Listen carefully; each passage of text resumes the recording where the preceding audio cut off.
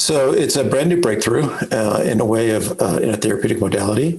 And the real breakthrough is in being able to manufacture clean surfaced, pure, nano-sized crystals of therapeutic metals, which remain stable in aqueous suspension without the addition of any other excipients.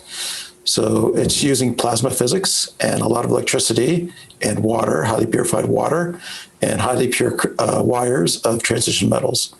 And our first candidate is CNM-Au8, which is a aqueous suspension of pure gold nanocrystals. So when we say nano, these crystals are on the order of 10 to 16 nanometers in size, which means that they can easily enter cells, they can enter mitochondria, they can actually enter ribosomes.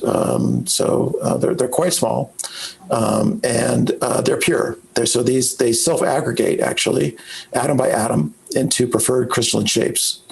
And they self-aggregate in highly purified water, and they remain stable in highly purified water without the addition of any other excipients. And that really is the breakthrough. It's never been possible before. Again, it's using plasma physics. And what that allows for, these crystals allow for direct interactions, electronic reactions into biological systems. They can directly receive thousands of electrons per second or directly donate thousands of electrons per second.